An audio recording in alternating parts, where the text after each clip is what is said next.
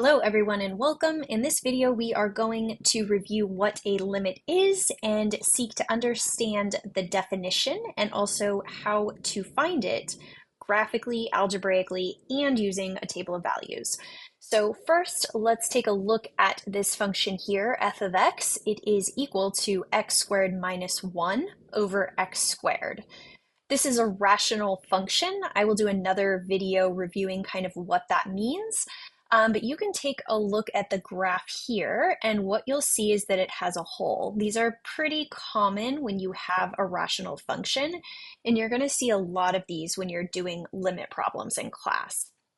So now let's talk about what the limit is. So the limit is really just what the function approaches at a certain x value. So if we were looking at this graph and we were trying to find the limit as x approaches 1, what would we do? So basically, in order for the limit to exist, it's super important, you have to have this memorized. The limit from the right has to equal the limit from the left. And actually, our second example is going to show us a case in which that may not happen. Luckily here it does. So basically it's just what number is this getting close to? And when I say number, I'm really talking about output values, right? I'm talking about y values. So what y values are we getting close to as our x values down here are getting close to 1, right? So here we're coming in, and we're getting close to 2, right? Now let's look at it from the left. Again, we're coming in this way. We're getting closer and closer to 1 in the x. And what is our output value here? 2, right? So I can conclude my limit from the right equals my limit from the left. And therefore, my overall limit as x approaches 1 is equal to 2. Okay, cool.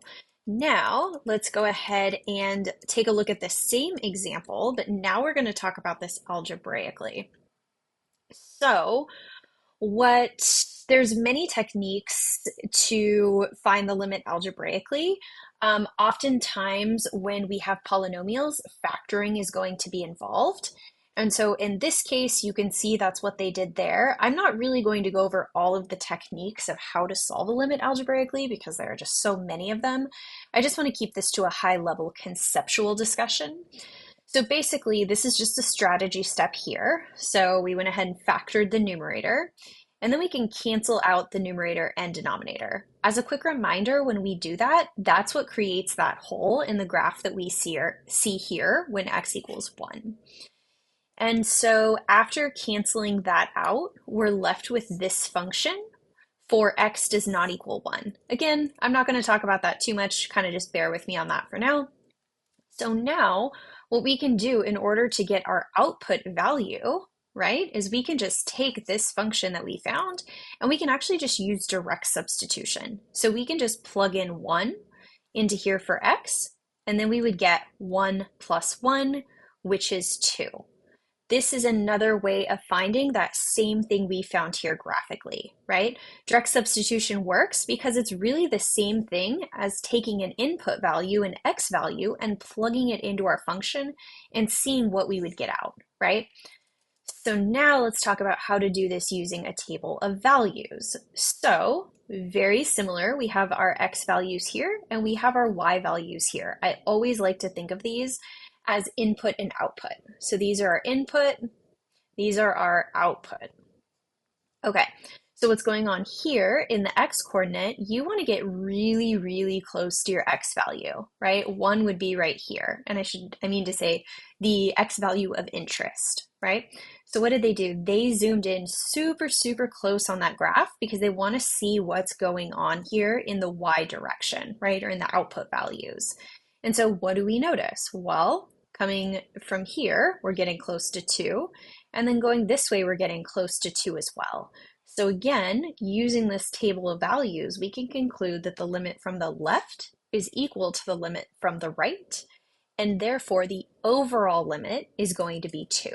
And just to kind of go back to our graph just quickly, it's kind of easier, I think, to relate things back to the graph when you're first learning limits. Basically, the part of this graph that we were zoomed in on was like right here. So we were really close to those values, and that's basically what we were looking at in that table. Okay, moving on. Now we're going to go over an example with a piecewise function. Again, I'm not going to cover what that is in this video. That's topic for another video, but this is what a piecewise function looks like here. Okay, so now let's talk about how to find the limit as x approaches 2 of this function graphically. Okay, so what do we notice here? This should have an open circle on it, just pretend it's there. So what do we notice? Okay, so again, for the overall limit to exist, the limit from the right has to equal the limit from the left. But look what is going on. Our limit from the right is approaching 2, right? Our output value is getting closer and closer to 2. The limit from the left going this way is approaching 4, right? So because of that, the overall limit does not exist. So that's a very important concept to grasp. The limit from the right must equal the limit from the left for the overall limit to exist. What's even more interesting about this question is that we do have an output value. That again, sorry, that should be an open circle there. So we could actually say the function is still defined. G of 2 is equal to 3. So the function does have a value, however, the overall limit does not exist. Okay, now let's talk about how we would do this limit algebraically. So again, we're checking left-hand limit and then we're checking right-hand limit. So because we have to do the left-hand limit and it's a piecewise function, we have to go up here and we have to make sure that we're paying attention to the right function. So coming from the left, this side, when x is less than 2, right? We're on this side of the graph now. This is going to be our function rule, this x squared. So going down here, we're going to use x squared, and we can actually just use direct substitution.